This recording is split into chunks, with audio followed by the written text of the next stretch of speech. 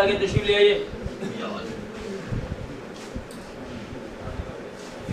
برائے خوشنودی جناب ابو طالب خاندان ابو طالب برائے ظہور امام زمانہ علیہ السلام بلند تر صلوات.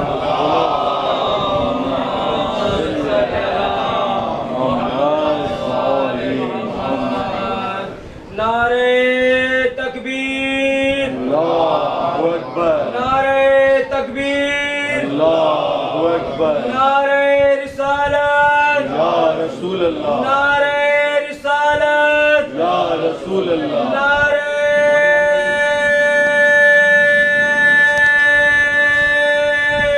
حیدری.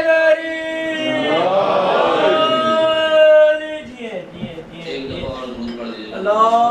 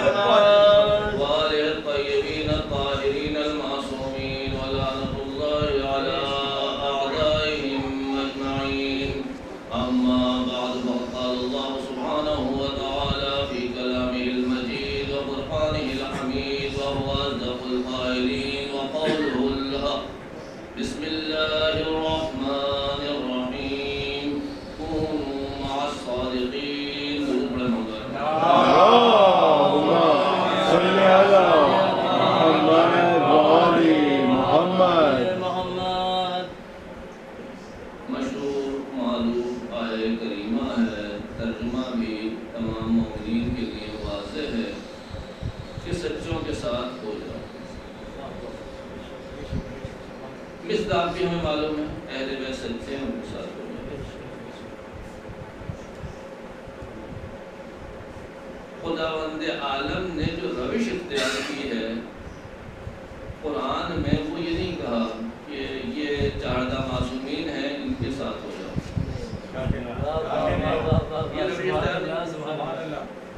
اور دشمن اہل بیت یا اپنے دشمن کے لیے بھی نہیں کہا کہ یہ 1 2 3 4 ہیں، ان پہ لعنت بھیج دو. یہ روش اختیار نہیں، بلکہ ان کی اوصاف اور صفات پیش کی کہ جو اس معیار پر آ جائے. کیا بات ہے. یہ کیوں پیش کی کہ علی میں اگر یہ صفات پائی جا رہی ہیں، تم بھی اپنے اندر یہ صفات پیدا کرو تو تم ان کے ساتھ ہو جاؤ. اور جو دشمن اہل بیت میں صفات ہیں، وہ صفات بتائی جا رہی ہیں کہ تم ایسے نہ ہونا تاکہ ان سے دور رہو. میں صرف جہنم میں جانے والوں کا ایک ذکر کر رہا ہوں کہ ما سلککم فی سقر، تم جہنم میں کیسے پہنچ گئے؟ جہنم یہ صحیح سوال کیا جا رہا ہے. بھائی کیا کرنے والے تھے تم کہ جہنم میں پہنچ گئے؟ پہلی صفت انہوں نے بیان کی، لم نکو من المصلین، ہم نمازیوں میں سے نہیں تھے. یہ نہیں کہا کہ نماز نہیں پڑھتے تھے،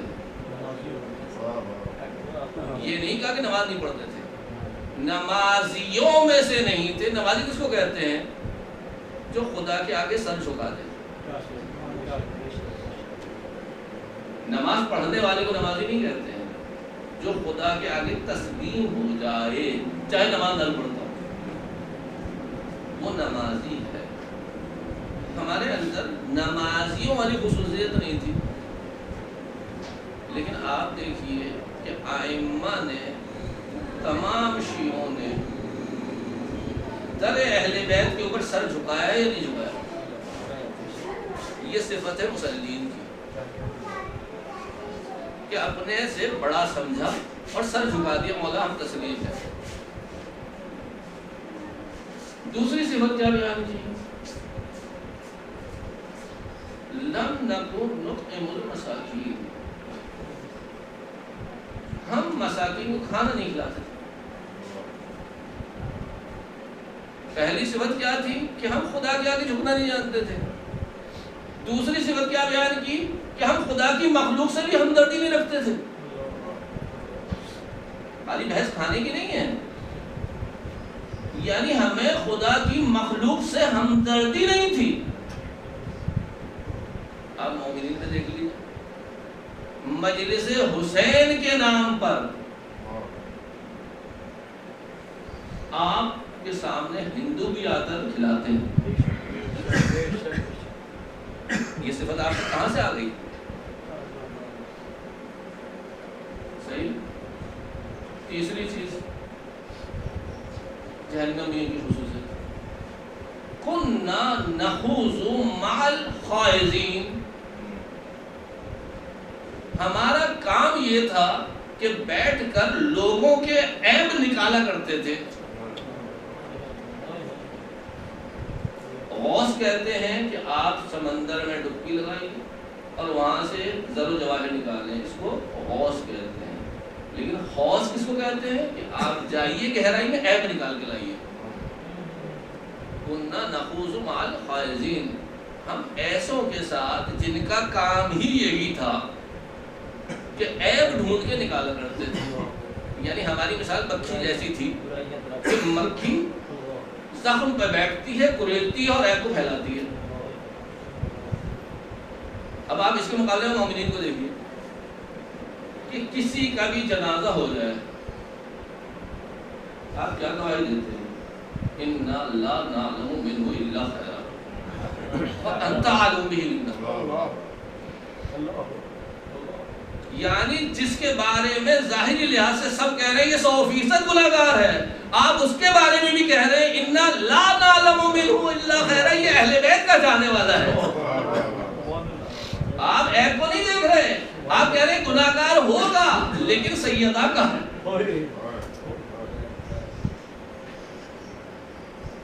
دیکھیے، ہم جب در اہل بیت سے وابستہ ہوئے تو خالی نام سے ہی نہیں، ہمارے اندر وہ صفات پیدا ہو گئی جو جنتیوں کی تھی، اور وہ صفات خود بخود ختم ہونا شروع ہو گئی جو جہنمیوں کی تھی۔ تم بڑے محمد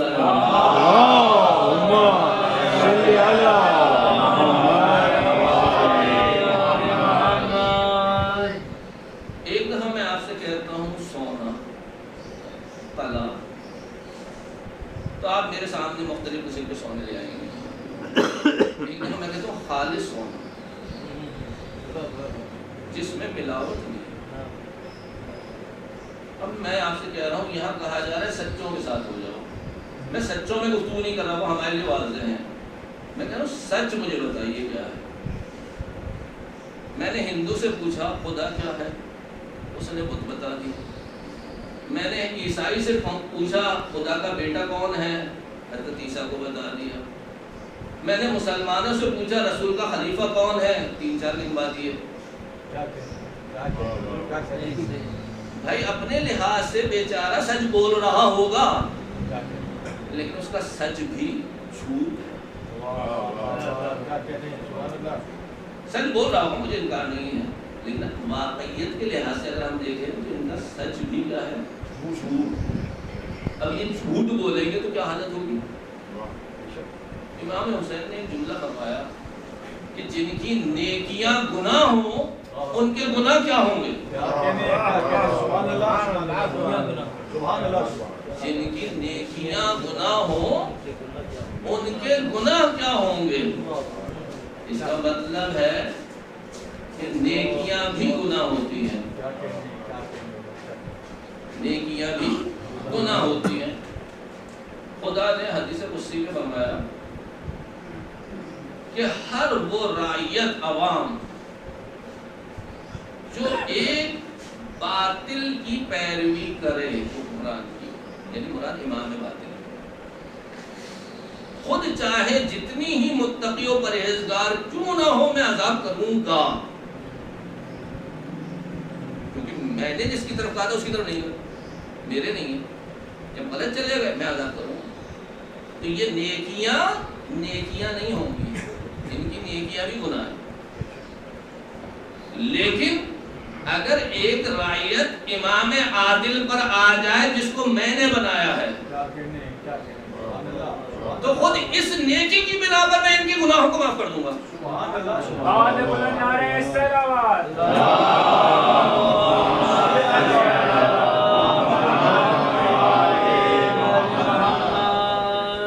واقعی کربلا میں عبید اللہ حر جوفی کا واقعہ ہے، امام بلانے کے لیے گئے، اس نے کہا مولا میں تو نہیں آ سکتا، میرا گھوڑا اور تلوار لے جائیے۔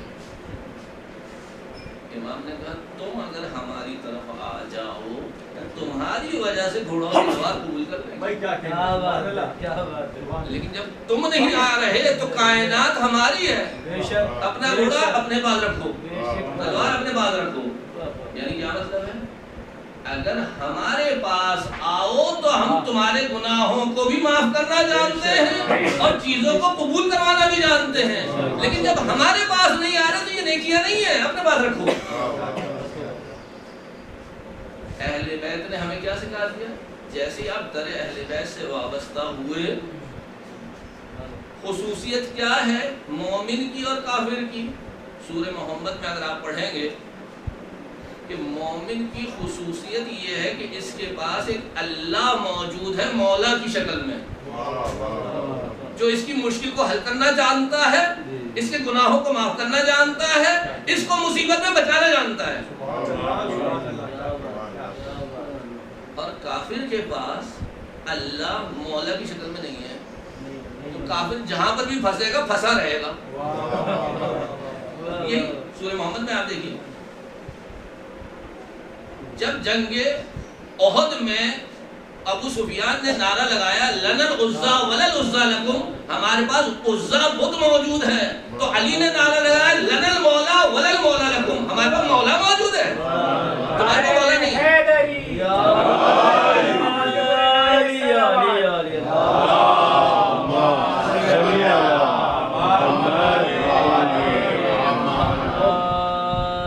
اس کا مطلب یہ ہے کہ ظاہری نیکیاں بھی گناہ ہو سکتی ہیں۔ چلے عبید اللہ حر جوفی کے واقعے میں تو ہم کہہ سکتے ہیں کہ وزن امام وقت کی طرف نہیں گیا، تو ہم تو بری ہو گئے، ہماری تو کوئی گناہ نیکی میں تبدیل نہیں ہو سکتے۔ لیکن ایک واقعہ اور بھی ہے،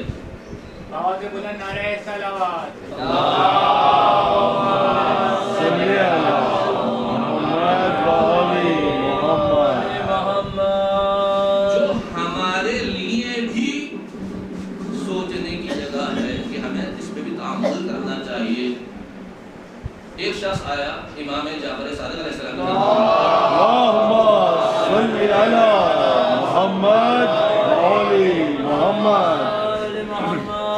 یہ شخص قم کا رہنے والا ہے اور امام کی طرف سے وکیل ہے قم میں، اپنے زمانے میں امام سے ملنے کے لیے آیا ہے۔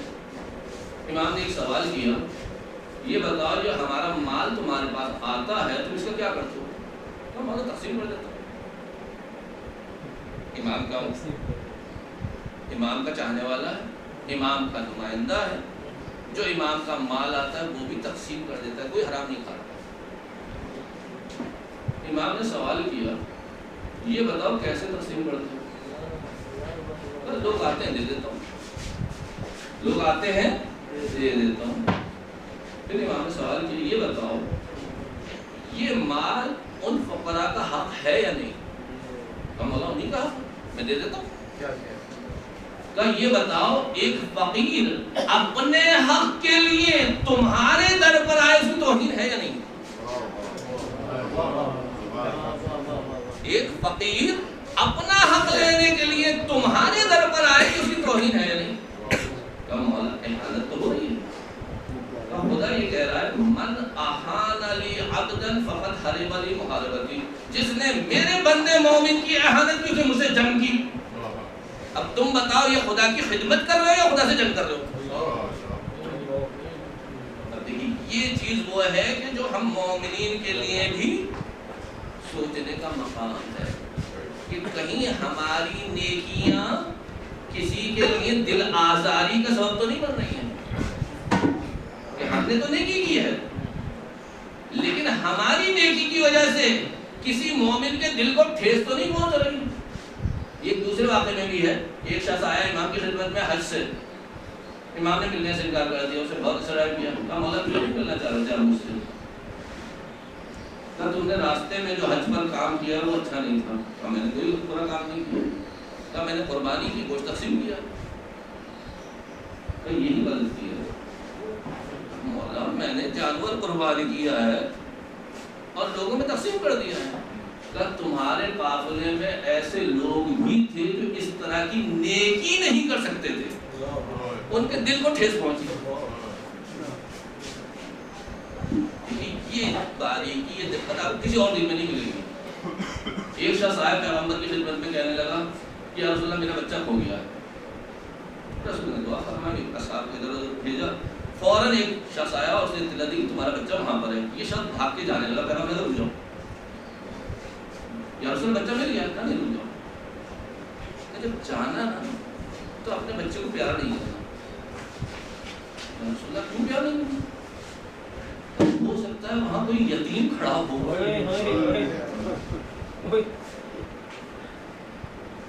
اس کے دل کو ٹھیس پہنچے کہ تمہارا بچہ کھو گیا تو تم جاؤ گے اتنے پیار کرو گے شدت کے ساتھ، اور وہاں کوئی یتیم ہو اور وہ دیکھ لے تو اس کے دل کو ٹھیس پہنچے گی میرا باپ نہیں ہے۔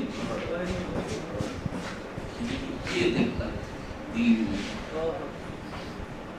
یہ ہمیں اس کا خیال رکھنا ہے کہ پیغمبر ائمہ ہمیں اتنی باریکی کی طرف بلا رہے ہیں کہ اپنی نیکیوں میں بھی ہمیں خیال رکھنا ہے۔ ضرور پڑھا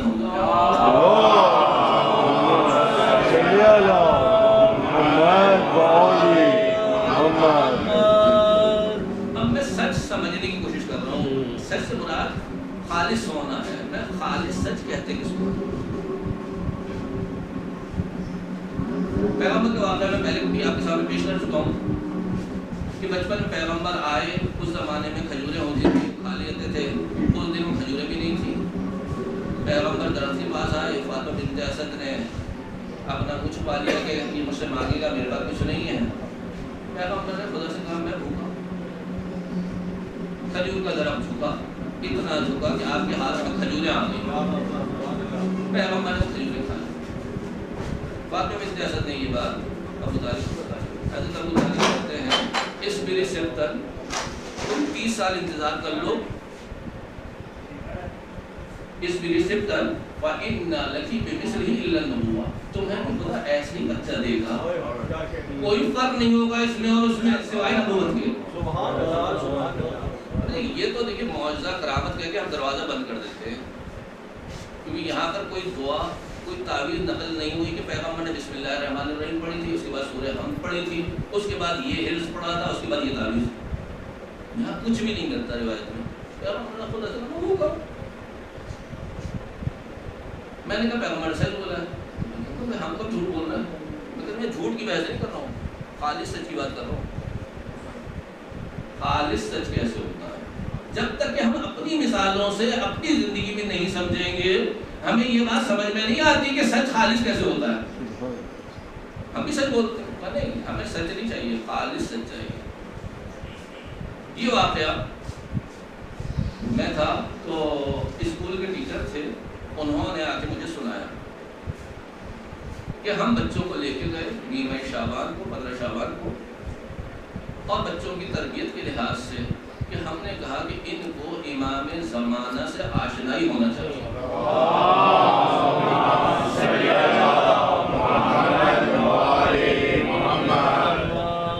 تو اس کے لیے ہم نے یہ کیا کہ سارے کھیل کود کرنے کے بعد پرچیاں سادہ تقسیم کر دی بچوں میں، اور بچوں سے کہا کہ اپنے امام کو خط لکھو اور اپنی جو حاجت ہے وہ پیش کرو۔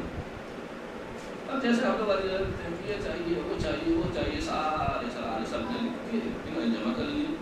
ایک بچے نے اس میں یہ لکھا تھا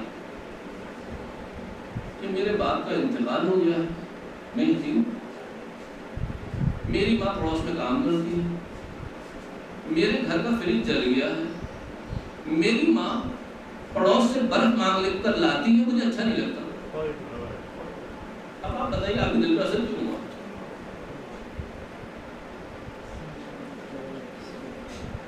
اس نے کیا لکھا ہے کہ میری ماں برف مانگ کے لاتی ہے, مجھے اچھا نہیں لگتا. اب یہ سب کے سامنے وہ پیپر جمع ہو گئے, انہوں نے سارے پیپر دیکھ کر تو ایک طرف کر دیے, اس کو کہا کہ بھائی یہ تو سچ بول رہا ہے, کیا کیا جائے اس کا. سب نے اسی وقت کہا کہ ہم اس کے فریج کو تعمیر کروا دیتے ہیں. ان کا آفیسر آیا, اس نے کیا مسئلہ ہے؟ کہا سر یہ خط آ گیا ہے امام زمانہ کا.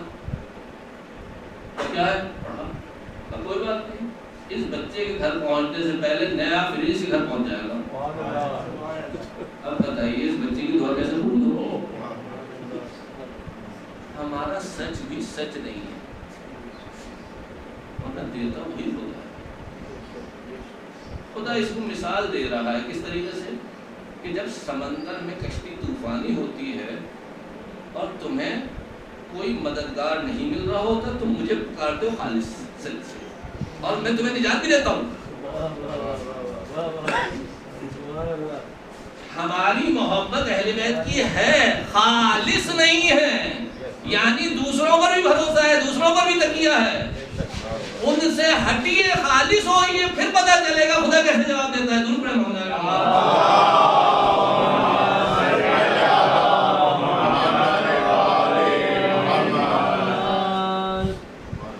پیغمبر مسجد میں جا رہے ہیں نماز پڑھنے کے لیے, نماز کا وقت ہونے والا ہے, پیغمبر جا رہے ہیں.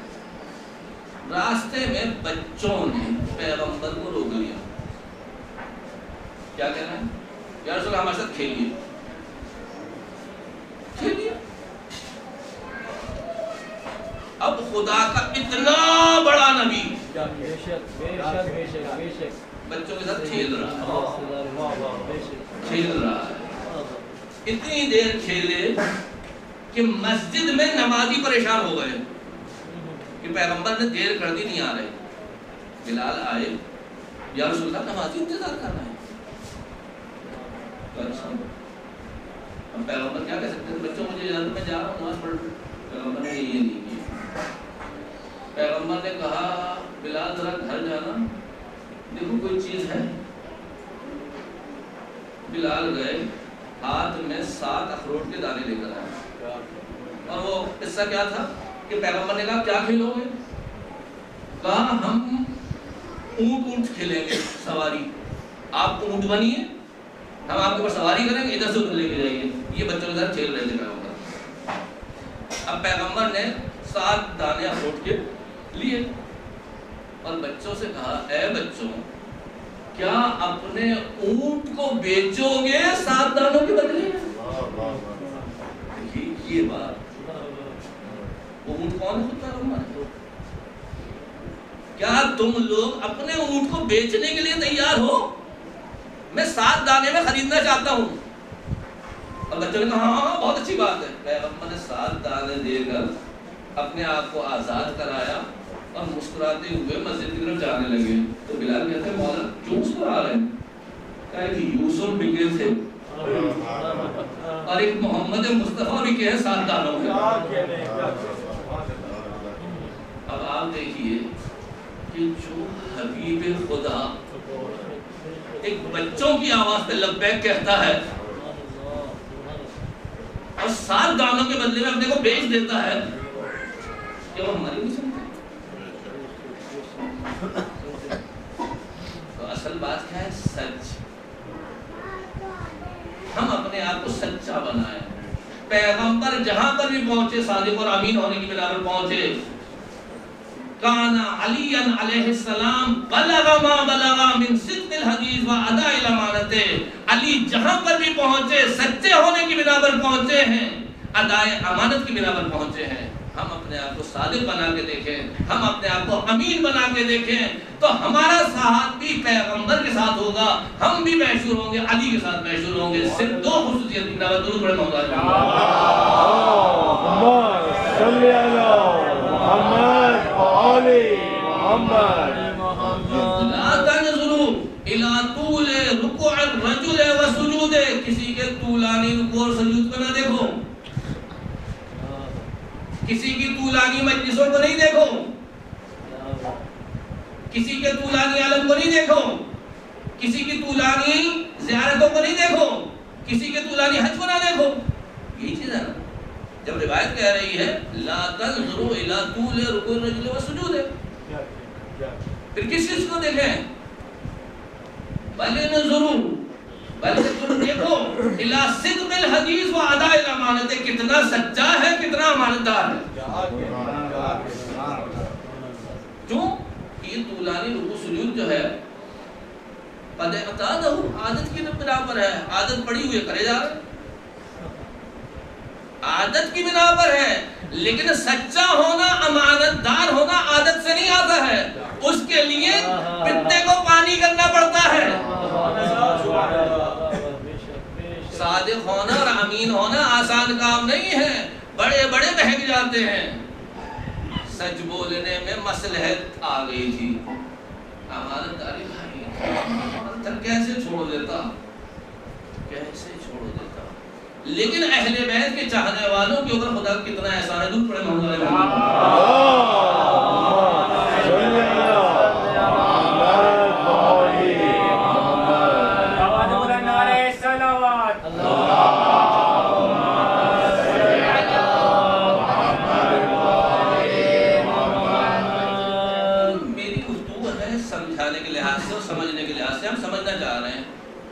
ہم یہ نہیں کہہ رہے کہ اہل بیت محمد علی فاطمہ حسن حسین ہے، ہم یہ دیکھنا چاہ رہے ہیں خصوصیت کیا ہے۔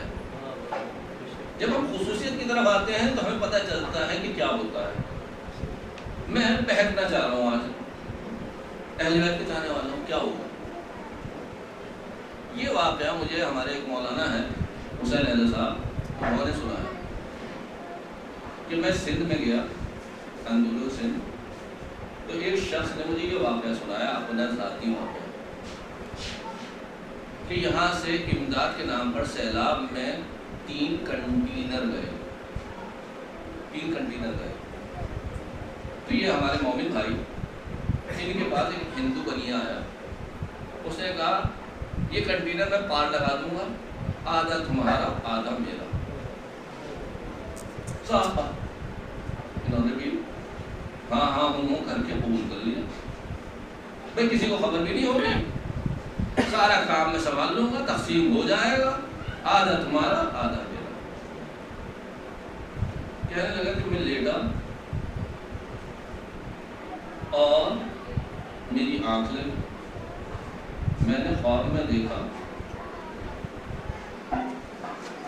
کہ کوئی مجھ سے کہہ رہا ہے اگر مریض ہو گئے اور سارا پیسہ بیماری میں صرف ہو گیا تو کیا فائدہ ہوگا۔ میں ہڑبڑا کر اٹھا، کہا یہ تو ہوتا ہے، پہلا معاملہ ہے، ہوتا ہے یہ ذہن میں، ذہن کا فطور ہے۔ پھر سو گیا، پھر خواب میں دیکھا اگر تمہارے بیٹے کو کچھ ہو گیا اور سارا پیسہ اس پر خرچ ہو گیا تو کیا کر لو۔ پھر ہڑبڑا کر اٹھا، کیا ہو رہا ہے، پھر سو گیا کہ نہیں ہوتا ہے، نہیں ہوتا ہے۔ سندھ میں ایک سانپ ہوتا ہے جس کو کہتے ہیں کھوکنی کا سانپ، سانپ زہر پھینکتا ہے، اس ہوتے میں زہر پھینک دیتا ہے، آدمی غشی کی حالت میں چلے جاتا ہے، پھر اس کو ڈس لیتا ہے۔ خواب میں کوئی آدمی کہتا ہے کہ اگر کھوکنی کا سانپ تمہیں ڈس لے اور مر جاؤ تو یہ پیسہ کس کام آئے گا۔ کہتے ہیں جب میں اٹھا ہوں تو پسینے سے شرابور تھا، اب مجھے نیند نہیں آئی، میں نے دیکھا کہ میرے بستر کے نیچے سے وہی کھوکنی کا سانپ نکل کے جا رہا تھا۔ اب بتائیے کہ جو لوگ بگڑتے ہیں وہ کتنے بگڑتے ہیں کہ بگڑ جاتے ہیں۔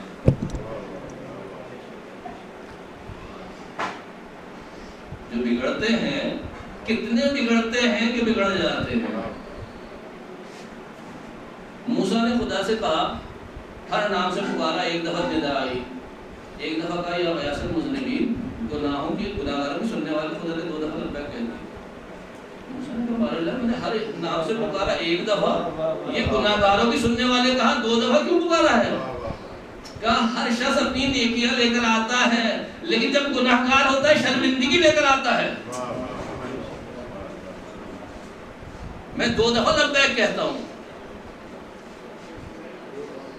یہ وہ چیز ہے جو ہمیں درک کرنا چاہیے کہ خدا کو ہم سے کتنی محبت ہے، اہل بیت کو ہم سے کتنی محبت ہے. وہ ہمیں کسی حالت میں نہیں چھوڑیں گے، وہ نہیں چھوڑنا چاہیں گے کسی بھی حالت میں. ایک واقعہ میں پہلے پڑھ چکا ہوں آپ کے سامنے.